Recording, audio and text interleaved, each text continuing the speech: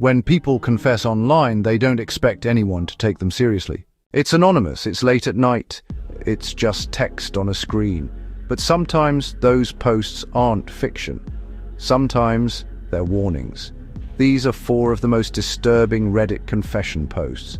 Real cases where anonymous admissions were later tied to real-world crimes. 1. The "I think I killed someone" post, our confession. In 2015, a user posted to our confession with a title that sounded like dark creative writing, "I think I killed someone." The poster described driving home drunk years earlier. They said they felt a bump on a dark rural road. They didn't stop. They convinced themselves it was an animal. But news reports later surfaced about a hit-and-run fatality in the same area on the same night.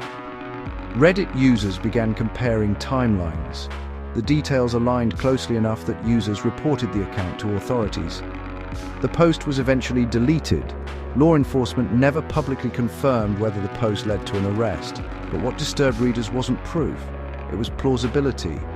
The psychology here is chilling. Confessions online often function as moral release valves. A person may not be ready to surrender to police, but they want to unload the weight.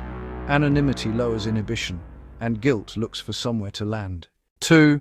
The thallium poisoning confession, linked to a real case.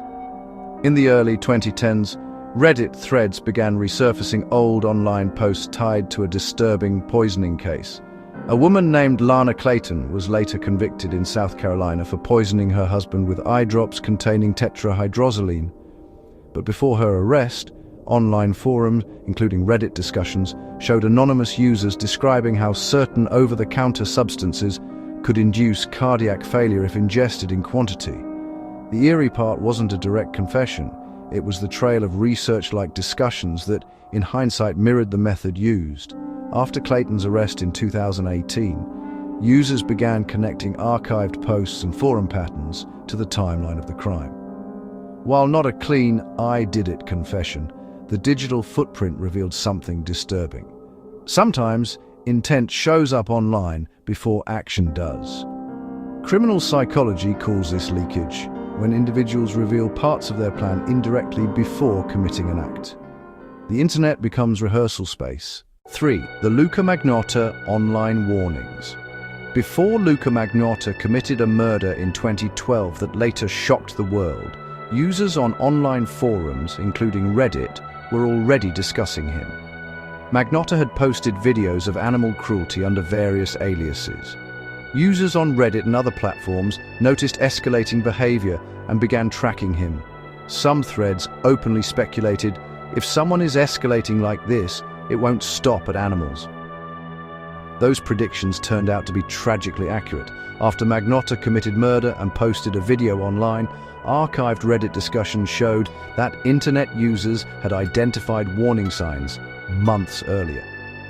What makes this case disturbing isn't a confession post, it's the opposite. It's that the warnings were public, but the distance of the internet diluted urgency. This is diffusion of responsibility in action, when everyone sees something concerning, but assumes someone else will act. 4. The Boston bombing misidentification, Reddit's dark side. In 2013, after the Boston Marathon bombing, Reddit users on r/findbostonbombers began analyzing photos and footage. One name surfaced repeatedly, Sunil Tripathi. He was a missing college student. Online users became convinced he was one of the suspects. Threads filled with confident speculation. But it was wrong. Tripathi had no connection to the bombing. He had died by suicide weeks earlier. The real suspects were later identified as the Tsarnaev brothers. This wasn't a confession of guilt. It was a collective one. Redditors later expressed regret over the online mob behavior that falsely accused an innocent person. This case reveals something equally disturbing. The internet doesn't just host confessions, it can manufacture them. Crowd psychology can turn speculation into certainty within hours. And once a name trends, damage spreads faster than correction. Online confession culture exists in a strange space between truth and performance. Some posts are fiction, some are exaggerations, some are cries for help, and some are real. The disturbing part isn't just that crimes are confessed anonymously, it's that we can't always tell which ones matter until it's too late. When someone posts something unsettling at 2 a.m., it's easy to scroll past. But history has shown that sometimes the most chilling admissions aren't whispered in interrogation rooms. They're typed, deleted, and buried in a thread no one expected to matter. So here's the question. If you read a confession online tonight, would you know whether to ignore it or report it?